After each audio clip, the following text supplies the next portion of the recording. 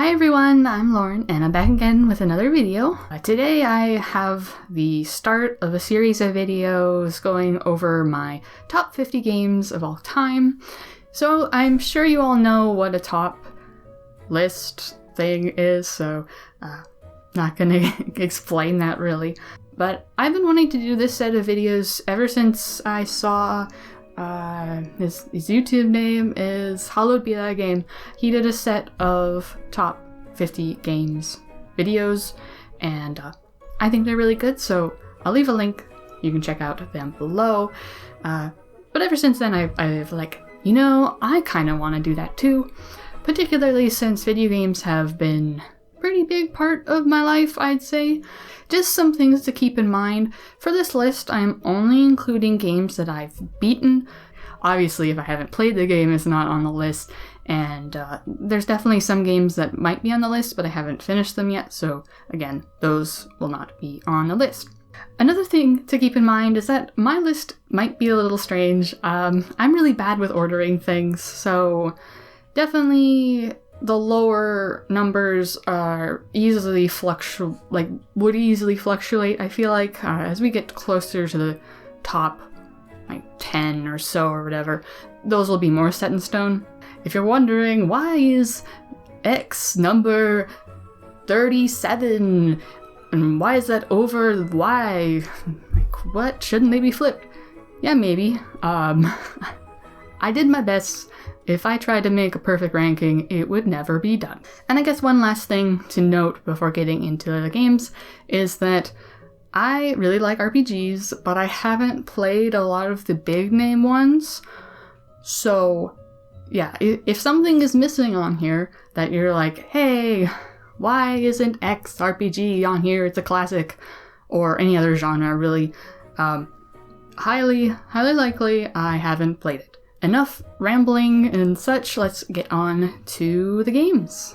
Number 50, Persona 4. So just sneaking in at number 50 is Persona 4, and I know it may be a bit controversial for this to be so low, but for one thing, keep in mind that I have not played the golden version of this, so this is only based off of the PS2 version, the base version. And also, it's my list, my opinions, yay! In any case, I really like Persona 4. It has a lot of great characters, and Yukiko, best girl, haha. And it's just really fun watching them go through various hijinks together, hanging out with all of these different characters, learning more about them. I really like that, and doing all the various activities in, oh god, it's a place called Inaba. That might be what it is. And the plot as well is really engaging. Lots of twists and turns and like, It's surprisingly dark. Well, for me, it was surprisingly dark for the very lighthearted introduction it gave. This is, by the way, my first Persona game, so actually my first... Is it my first Megami Tensei game? It might be. So I was definitely not used to this kind of lighthearted mix of high schoolers with demons and everybody's dying and oh no, sadness. And the music is really catchy. I am forever gonna have the Junez song stuck in my head. I think one of the big reasons why this is so low on my list compared to where a lot of other JRPG fans would place it is because of the dungeons. While some of the theming bits of it work, to me they just kind of end up being boring hallways and you gotta grind a bunch and it's not really that interesting for me.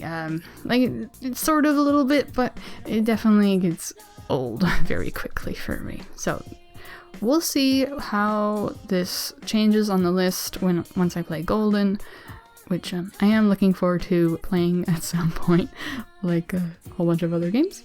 But yeah, for now, it's number 50. Number 49, Onechanbara Z2 Chaos. So for this spot, this is the first entry on the list that showcases some of the kind of humor that I like, that kind of anime over-the-top, ecchi humor. And yeah, that's precisely why I like this game. I like it a lot, because it's just so goofy and over the top. I don't tend to be a huge fan service fan, like just overall.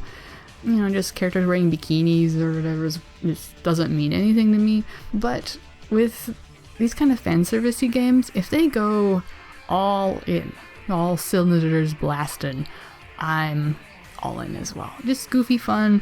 It's this one's definitely not a polished game. There's definitely a lot of technical issues with it, but I just had fun slashing zombies, and not gonna lie, I really find the pre-order DLC, I think it's a pre-order DLC anyway, the strawberry and banana set costume, hilarious. Number 48, Planetarian, the Reverie of a Small Planet.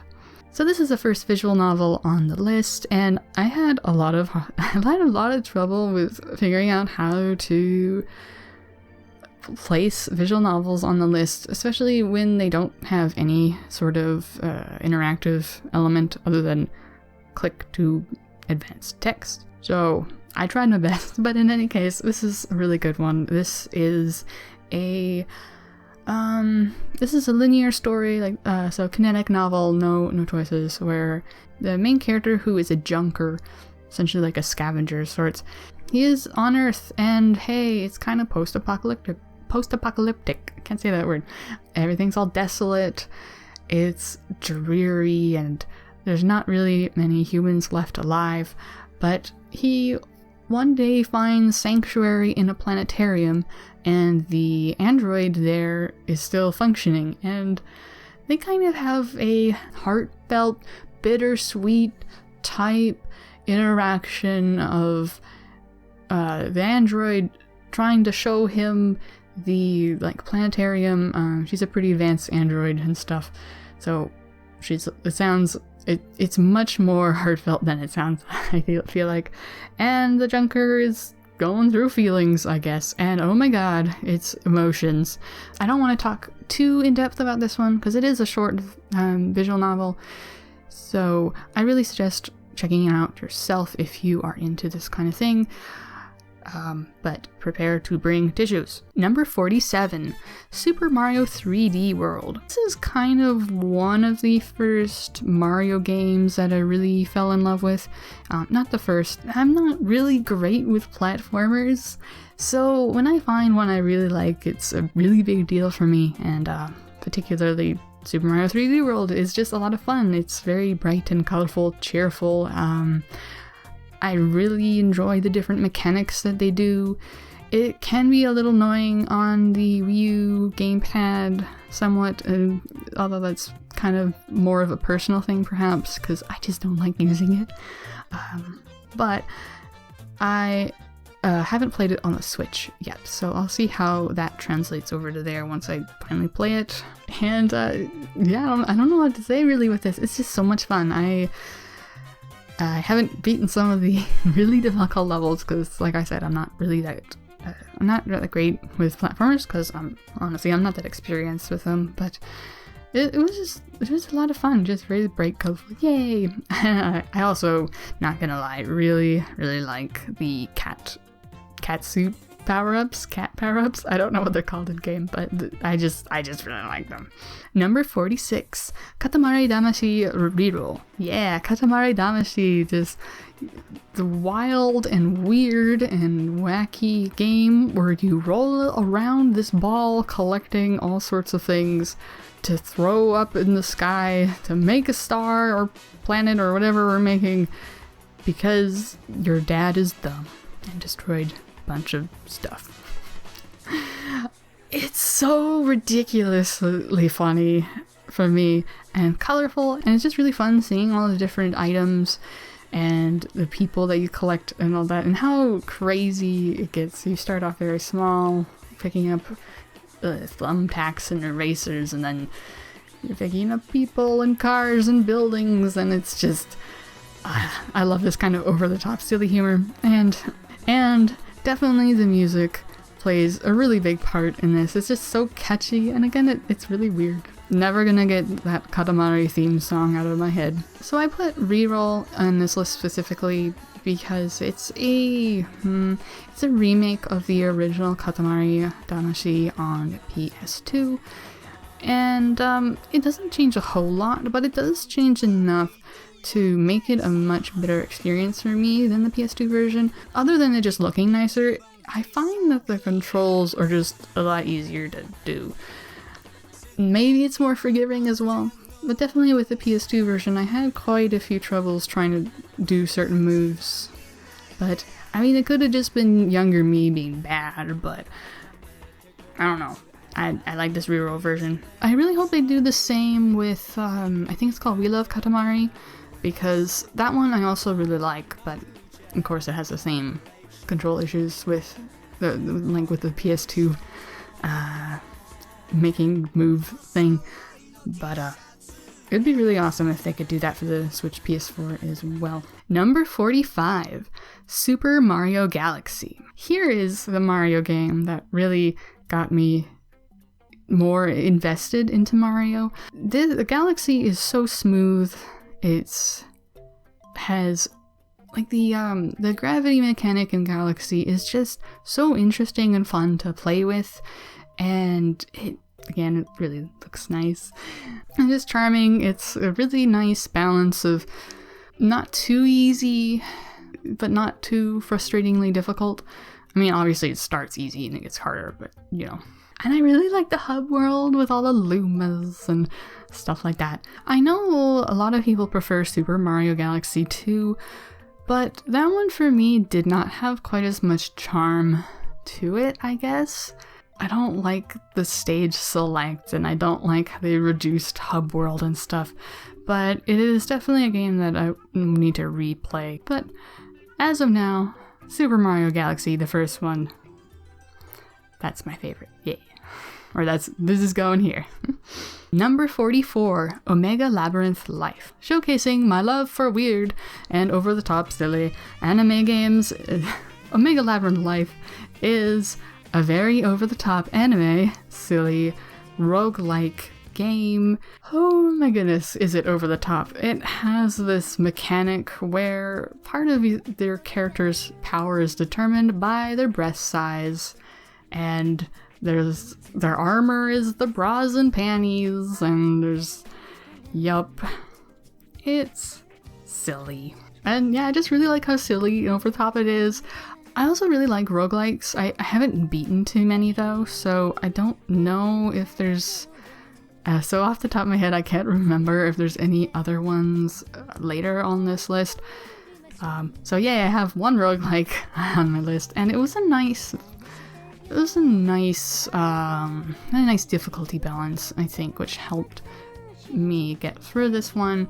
This is definitely not a very well-polished game, I'd say, especially graphically, but I don't care. It was fun. Number 43, Shadow of Destiny or Shadow of Memories. Yeah, Shadow of Destiny, or if you're in Japan or Europe, Shadow of Memories, is this kind of adventure game with a time-traveling mechanic, and the main character is trying to not die. He keeps getting killed. And it's just a very quiet and chill, slower game.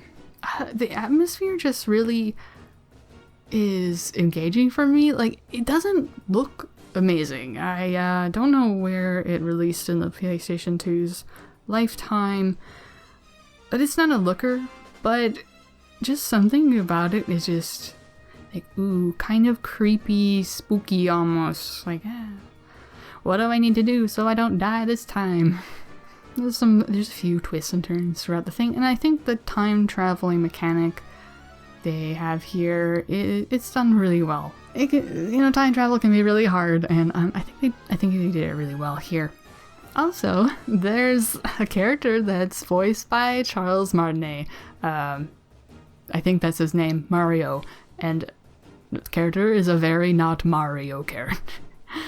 So that's interesting. Number 42, the Fault series. So this series, Fault, or often usually called Fault Milestone, it's a series of visual novels. This is one that's pretty, it's pretty slow on the plot. I mean, there's a little bit of these two characters fleeing from their kingdom, taken over, and then shenanigans, and they have to find their way back home. But it's more about the characters and the people they interact with, the backstories, and it's just goes ham on characters, and it does really, really well. Just so many depressing backstories that like fit naturally into the story, and just emotions. It also looks really good. The developers also put a lot of interesting things in it that I can't really explain very well because it might be kind of spoilery, but there are definitely some instances in it where I was like, what? Okay, that's what we're doing? Neat. Like, very, very, very interesting in that sense. Now, the only problem with this, and it might go lower on my list or higher on my list depending on how it goes, but the problem with this series is that there's only 2 small, like, episodes, I guess, Fault Milestone 1 and Fault Milestone 2 above. We're supposed to get Fault Milestone 2 below sometime, but we were supposed to get it in 2021, and yeah, it's not 2021 anymore. So if they don't continue with the story, it'll probably be hard for me to justify it being on this list if it just never comes out. But for now, I do really enjoy it. And please release more of the episodes, please. Number 41, Deathmark. The closing game for this video, Deathmark, is another visual novel. Yay! It is a horror visual novel with some adventure elements, and it gets really dark. And this is another one which has quite a bit of character elements into it. Not quite as much as some other ones, but on a list. But it also has this really nice, creepy mood and really well done illustrations throughout. And it's not too scary for me because I'm a chicken who hasn't really played much horror games. And the story is really interesting in here. You're trying to figure out the cause of these marks, which are called death marks in here. This one means a little bit to me as well because I originally found this game through a YouTuber who does a lot of playthroughs of Japanese-only games. I don't know if she's fluent in Japanese or not, but at the very least she's very good. And so she was translating everything, and I watched her playthrough of this game, which in Japanese is called Shien, I think. I watched a lot of her playthrough videos of it, and it just made me really, really want to play it. But I was like, no, this will never come out in English. And then lo and behold, it then got an English release, and I was mega happy camper. And I love it. There is also another game in series, if you can call it. It's kind of called the Spirit Hunter series. The next game is called NG, which I believe is shortened for No Good. I still haven't played that yet, but we'll see how much I like that once I get to it. Anyway, those are my top games 50 through 41. Let me know your thoughts and stuff for some of your favorite games and whatnot. I would like to hear all that in the comments below. But yeah, anyway, thank you guys so much for watching, and I hope to see you again in another video. Bye!